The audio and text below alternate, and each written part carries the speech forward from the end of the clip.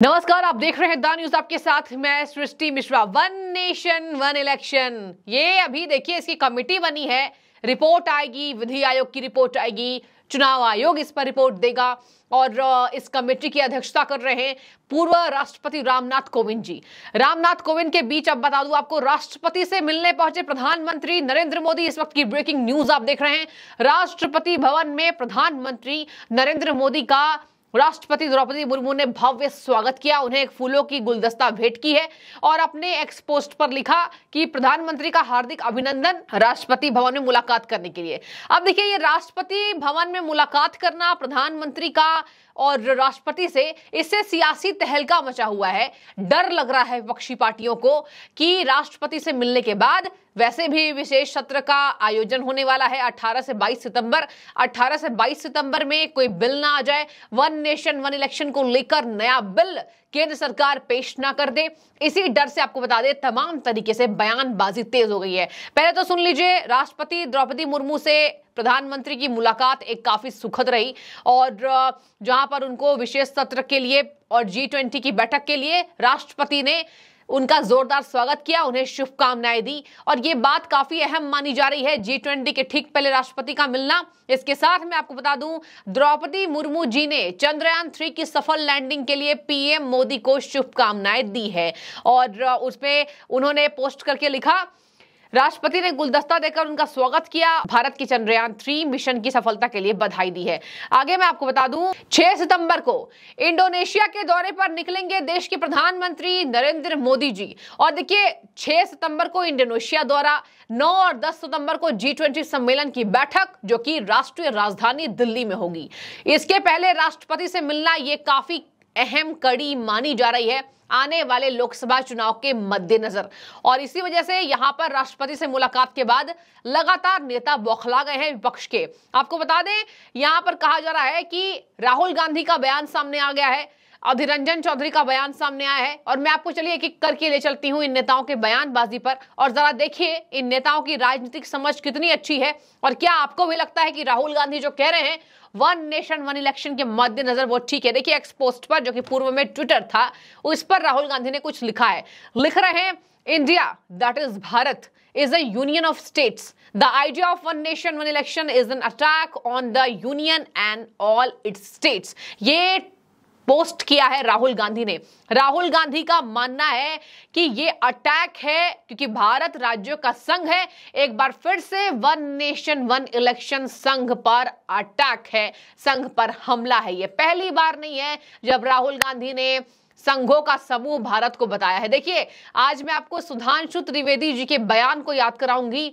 सुधांशु त्रिवेदी ने बीते महीने ये बात कही थी, राहुल गांधी तो वैसे भी देश को देश नहीं मानते, वो कहते हैं राज्यों का संघ है और संघों का समूह है भारत। इस तरीके से राहुल गांधी बयान देते रहते हैं। राहुल गांधी ने एक बार फिर से कह दिया है कि ये विचार गलत है। इंडिया का मतलब भारत, राज्यों का एक संघ, एक राष्ट्र एक चुनाव का विचार, संघ और उसके सभी राज्यों पर हमला है। सभी राज्यों के समूह को संघ कहते हैं और ये संघ पर हमला है। ये राहुल गांधी ने बयान दिया है। पूर्व राष्ट्रपति जी की अध्यक्षता में देखिए इस कमेटी का गठन हुआ है। आपको मैंने सुधांशु त्रिवेदी के बयान को याद दिलाया। उन्होंने कहा था कि वैसे भी राहुल गांधी राज्यों का संघ मानते हैं, संघ मानते हैं भारत को। भारत कभी बोलते नहीं है, देश कभी बोलते नहीं है और कहते हैं संघों का समूह भारत। इस तरीके से जो भारत के लिए बयानबाजी राहुल गांधी देते रहते हैं पहले से, ये कहीं ना कहीं एक बार फिर से चरितार्थ होती नजर आ रही है।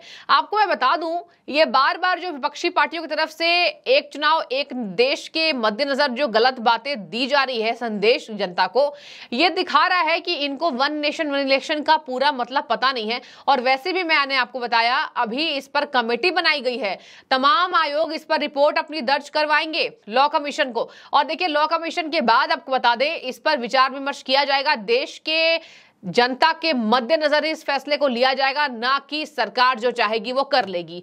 अब ऐसे में राहुल गांधी का यह बयान सामने आ गया है कि संघ पर अटैक है। इसके साथ में आपको बता दूं, पूर्व राष्ट्रपति रामनाथ कोविंद की अध्यक्षता में एक राष्ट्र एक चुनाव के लिए समिति गठित की गई थी और इस उच्च स्तरीय समिति से मल्लिका अर्जुन खड़गे को बाहर करने के मतलब में अधीर रंजन चौधरी ने आपत्ति जता दी है, जबकि अधीर रंजन चौधरी को उसमें जोड़ा गया है, उस कमेटी में उनको सदस्य बनाया गया है। उन्होंने एक चिट्ठी लिखी है जो कि उच्च स्तरीय समिति के अमित शाह मेंबर हैं, सदस्य हैं, उनको उन्होंने चिट्ठी लिख दी कि संवैधानिक रूप से ये गलत है, ये अव्यवहार्य वाली बातें हैं जो एक देश एक चुनाव को मद्देनजर किया जा रहा है। आपको बता दें, उन्होंने कहा कि मुझे कोई झिझक नहीं है इसमें मेंबर बनने में, लेकिन जिस संदर्भ में उसके निष्कर्षों की गारंटी देने के लिए तैयार की गई है, मुझे डर है ये पूरी तरीके से धोखा है। पूरी तरीके से धोखा मतलब वन नेशन वन इलेक्शन की कमेटी जो बनी गई है उस पर अधीर रंजन चौधरी ने आपत्ति जताई और कहा है कि ये संवैधानिक रूप से संदिग्ध है। ध्यान से सुनिए, उन्होंने कहा है ये संवैधानिक रूप से संदिग्ध है, व्यवहारिक रूप से गैर व्यवहार्य है, और इन्होंने आगे ही कहा तार्किक रूप से कार्यान्वयन योग्य विचार को राष्ट्र पर थोपने का अचानक प्रयास है और ये केंद्र के गुप्त उद्देश्यों को उजागर करती है, इससे गंभीर स्थिति पैदा हो रही है। अधीर रंजन चौधरी ने एक पत्र में अमित शाह को लिखा है जो कि उच्च स्तरीय समिति के, यहां आपको बता दें, मेंबर है।